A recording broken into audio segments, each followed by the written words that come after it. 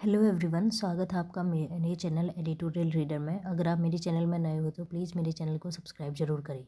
चलिए स्टार्ट करते हैं आज की वोकैब। सबसे पहली वोकैब है सकर। सकर एक नाउन है, इसका मतलब होता है रेस्पाइट, प्रिवेंटिव या रिलीफ। ये कॉमा है यहाँ पे, मतलब सहायता करना या राहत, परेशानी में सहायता करना, इसी को बोलते हैं सकर। सकर एक नाउन है। नेक्स्ट है कीन। कीन मीन्स मतलब कीन नाउन है, इसका मतलब होता है फैमिली या आपके परिजन, रिलेटिव्स। नेक्स्ट है परसुएशन। परसुएशन एक नाउन है, इसका मतलब होता है the act of persuading somebody to do something और टू बिलीव समथिंग। किसी को कुछ करने या मनाने के लिए राजी करना ही क्या बोलते हैं, परसुएशन। नेक्स्ट है एक्सर्टिवनेस। एक्सर्टिवनेस एक नाउन है, इसका मतलब होता है the quality of expressing opinions और desire.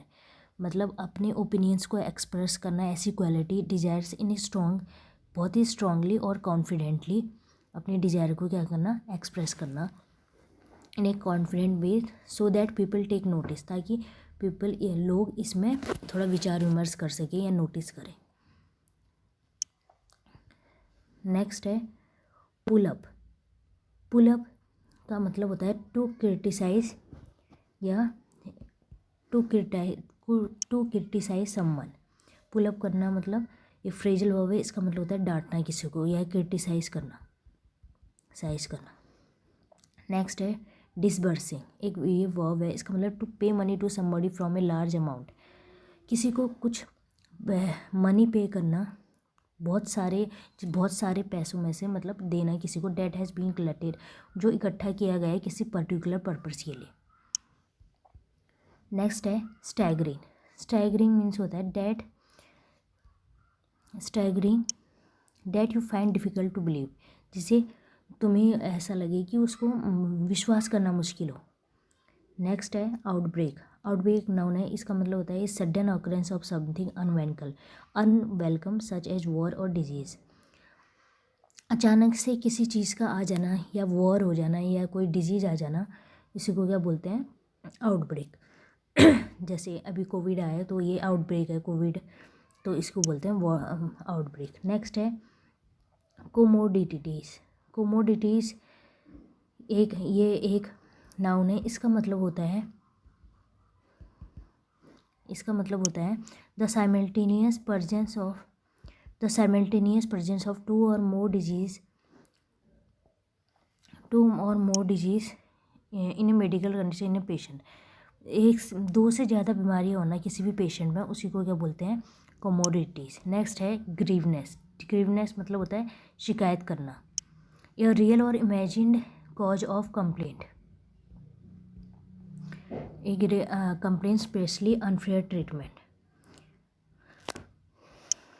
Imagine cause of complain specially unfair treatment होना है किसी का, उसके खिलाफ शिकायत करना, उसी को बोलते हैं ग्रीवनेस।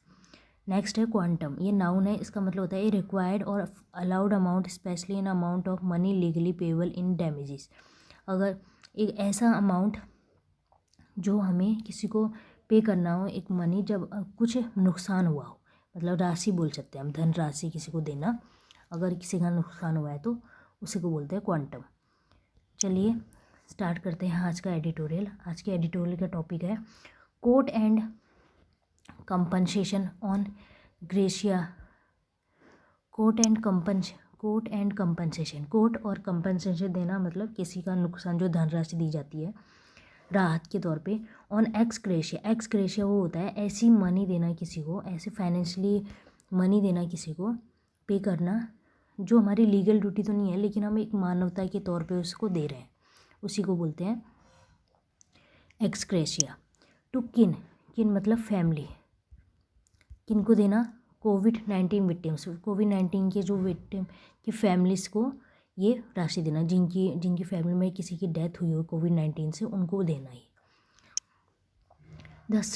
The supreme court has done much grant some succor to the Supreme Court has done much grant some succor to the kin of 19 victim। Supreme court ने क्या दिया, उनको कुछ रिलीफ दिया किसकी फैमिलीज़ को रिलीफ दिया, उनकी फैमिलीज़ को जो कोविड-19 के विक्टिम्स हैं।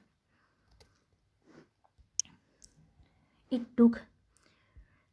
टुक much persuasion it took much persuasion sorry एक मिनट हाँ it took much persuasion by the Supreme Court। इसको बहुत मतलब persuasion मतलब किसी को मनाना किसी चीज़ के लिए, उसको एग्री करना। ये it took much persuasion by the supreme court के द्वारा काफ़ी इसको मतलब मनाया गया। किसको? ये all its assertiveness to get the union government को मनाया गया। एजर्टिवनेस मतलब किसी के ओपिनियन या डिज़ायर को कॉन्फिडेंटली अपने सुप्रीम कोर्ट ने अपने जो डिज़ायर है या ओपिनियन है उसको स्ट्रांगली कॉन्फिडेंटली रखा। Get the union government to agree, किस चीज़ के लिए उसको मनाया? कि एग्री करने के लिए, ताकि किस चीज़ पे सहमति हो जाए। टू पे ए टोकन कंपनसेशन ऑफ 50,000, ताकि वो कंपनसेशन दे 50,000 to the family of each those are claimed by कोविड-19, जो कोविड-19 की वजह से जिसकी डेथ हुई है या उनकी फैमिली में उनकी फैमिली को ये कंपनसेशन दिया जाए। कितना? 50,000 to the each of those who are claimed by कोविड-19। नेक्स्ट है the time has now come up of the court to assert its authority once again to ensure that. ये टाइम आ गया कि कोर्ट ने क्या कहा अपने अथॉरिटीज़ को वंस अगेन टू एंश्योर है, ये एंश्योर करने के लिए, आश्वस्त करने के लिए that neither tardiness on the part of the state, इसमें बिल्कुल भी लेट नहीं होना चाहिए, ये डिले नहीं होना चाहिए the part of state and और nor incorrect rejection of claims deprive genuine victims of their right to ex gratia amount. और ये और नॉर इनकरेक्ट रिजेक्शन ऑफ, और गलत रिजेक्शन ना दे, मतलब कि कोई जैसे किसी ने क्लेम किया है कि हमारे उसमें किसी की डेथ हुई है लेकिन उसको गवर्नमेंट ने या स्टेट्स ने रिजेक्ट कर दिया, और ये इससे क्या होगा? डिप्राइव जेन्युइन विक्टिम्स को आप उसको डिप्राइव नहीं कर सकते इन सब राइट से। किस राइट से? कि उनको एक्सग्रेशिया अमाउंट मिले। तो ये सुप्रीम कोर्ट ने अपने अथॉरिटीज को बोला है ये आप एश्योर करें। इन द लेटेस्ट हियरिंग, अभी हाल ही के कुछ हियरिंग में कोर्ट ने क्या कहा? Court had to in the latest hearing court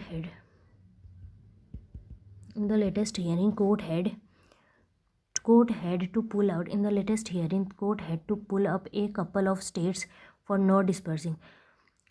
अभी कुछ हाल के हियर में कोर्ट ने क्या किया? क्रिटिसाइज़ किया बहुत सारे स्टेट्स को, राज्यों को, for not disturbing the amount fast enough, इनको जो उनको पेमेंट था, उनको कंपनसेशन था जो नहीं दिया गया, जल्दी नहीं दिया गया। And express concern about the high number of rejected, और ये भी बोला कि जिन्होंने क्लेम किया था कि कोविड-19 की वजह से उनको आपने रिजेक्ट कर दिया, इस पर भी अपना उन्होंने कंसर्न जाहिर किया।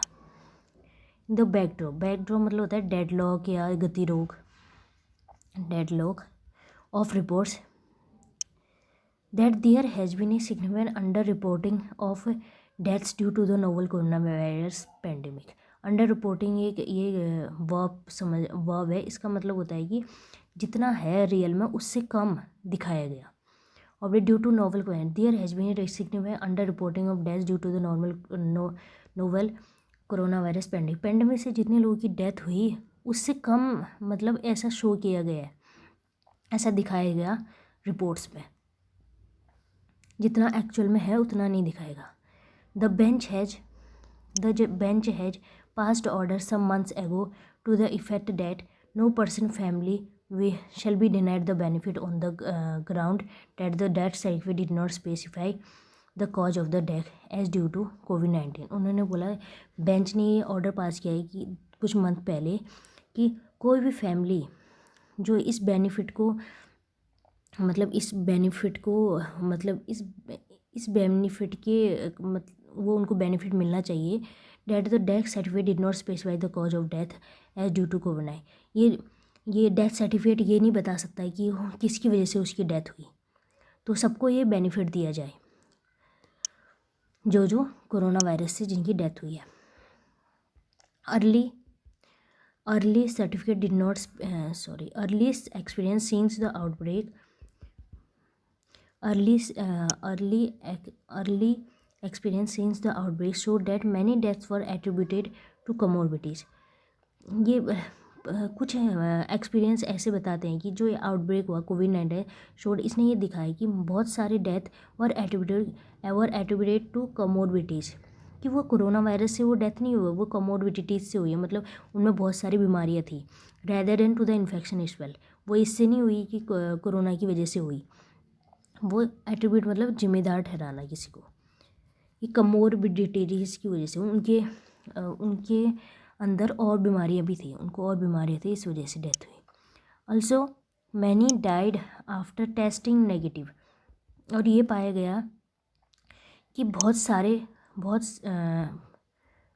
Also many died testing after testing negative during hospitalise. बहुत सारे ऐसे लोग हैं जो नेगेटिव आए उसके बाद उनकी डेथ हुई, जब हॉस्पिटलाइजेशन हुए वो, उसके बाद उनकी डेथ हुई, और आफ्टर दियर डिस्चार्ज, या तो डिस्चार्ज होने के बाद वो उनकी डेथ हुई।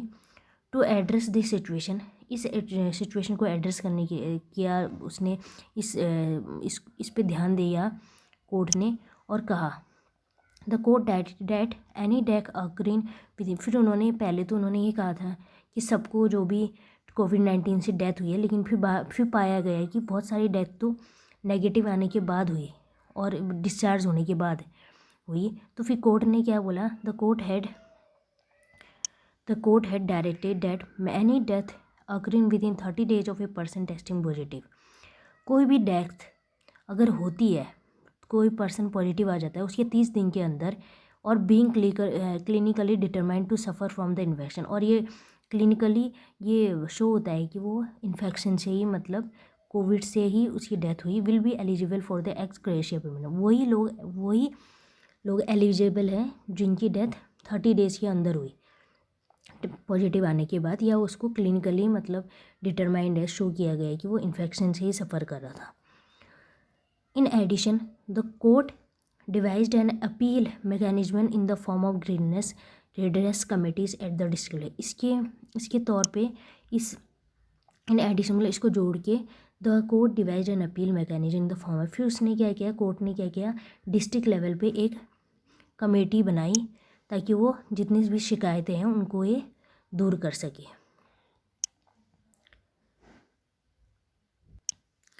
In the latest order, the bench compromising in the latest order, the bench compromising Justice M.R. Shah and Justice Sanjeev Khanna. In the latest order the bench compromising, जो bench थी वो कि मतलब कौन कौन से उसमें जस्टिस थे, Mister M R Shah, justice Sanjay Khanna, has डाइटेड that if a claim has been rejected due to defects in application, अगर कोई भी क्लेम उसको रिजेक्ट किया जाता है क्योंकि उसमें कुछ डिफेक्ट है एप्लीकेशन में जो उन्होंने भरा है उनकी फैमिली की तरफ से, तो in application the family must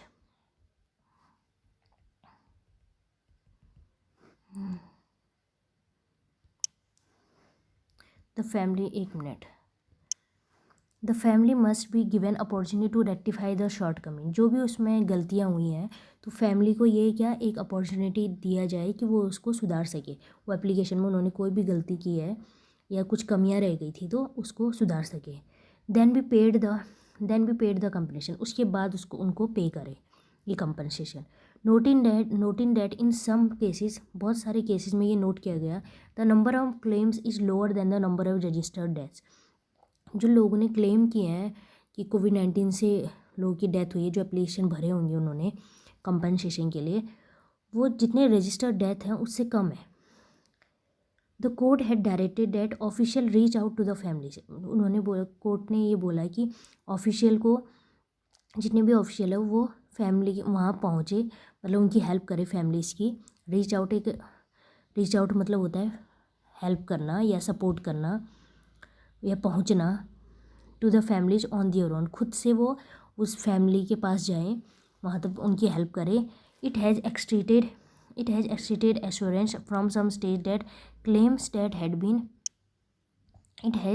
एक्सट्रीटेड assurance from some state that claims had been cleared but बहुत सारे ये टू बी डिस्टर्ब भी क्लियर्ड एज अर्ली हुए। बहुत सारे स्टेट ने तो ये बोला कि क्लेम्स तो अच्छी तरह से एश्योर हो चुके हैं, इन्होंने क्लेम दिया है, क्लियर हो चुके हैं कि किन किन लोगों ने क्लेम दिया और उसको पूरा अच्छे से उन लोगों ने रिव्यू सब कुछ कर लिया है, बट उन्होंने पेमेंट दिया नहीं है, वो जो कंपनसेशन है उसको नहीं दिया है। तो कोर्ट ने बोला आप जल्द से जल्द इसको लोगों को दें ये compensation. Significantly, it has also mandated the disclosure of the reason for rejection to the applicants.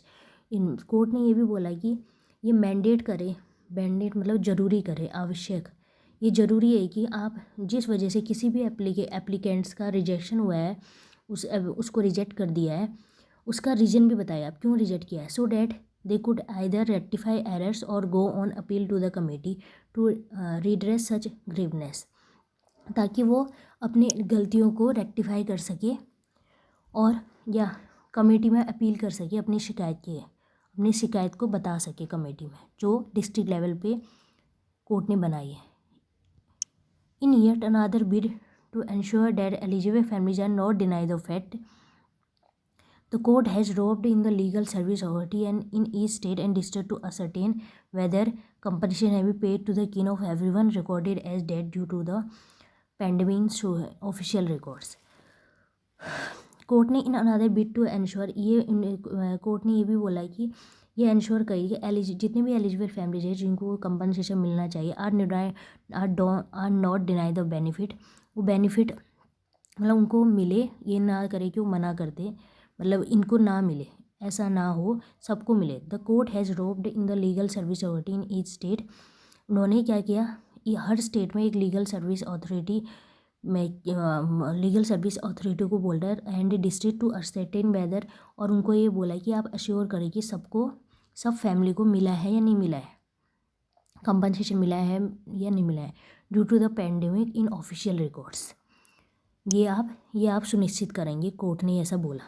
जो लीगल सर्विस अथॉरिटी है उन्हें ये बोला हर स्टेट में या डिस्ट्रिक्ट में आप ये यहाँ पे अश्योर करेंगे कि सबको कंपनसेशन मिला है या नहीं मिला है, recorded as death due to जो पेंडेमिक से डेथ हुई है उनकी, and facilitate the payment if it is yet to be made, और वो पेमेंट देंगे अगर वो नहीं मिला है या उनको पेमेंट पूरी करेंगे, पूरा कंपनसेशन देंगे।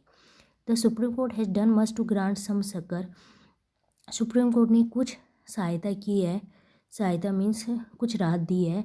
लो थ्रो द क्वांटम मतलब होता है राशि, किसके थ्रू, लो the quantum may be in the light of the structuring, may be in the light of the structuring, light of structuring मतलब जो बिलीव करना मुश्किल हो, हमने पढ़ा था अभी, जो बिलीव करना मुझे। The supreme Court had must to grant some succor, उन्होंने सुप्रीम कोर्ट ने कुछ राहत दी है जो कोविड-19 के जो भी फैमिलीज हैं उनको। लो द क्वांटम में in the light of the structuring, जो ये अमाउंट है हो सकता है ये इस समय कुछ हेल्प करे, इस डिफ़िकल्ट सिचुएशन में इनकी कुछ हेल्प करे, जितने of the staggering impact that pandemic had on life and, किसने स्टैगरिंग इम्पैक्ट डाला है, किसने लोगों के जीवन शैली में और उनकी लाइफ्स में इस पेंडेमिक ने।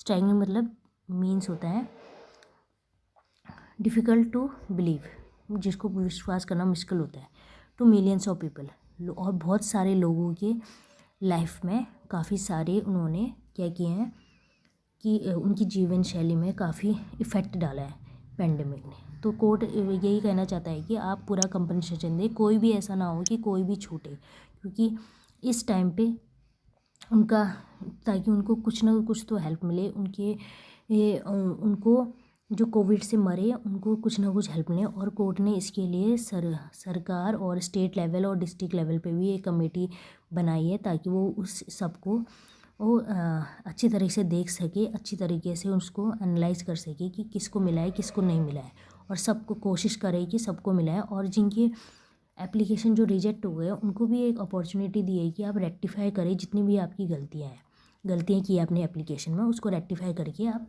बताएं। अगर आपको ये वीडियो अच्छी लगी हो प्लीज़ लाइक करें, शेयर करें। Thank you so much.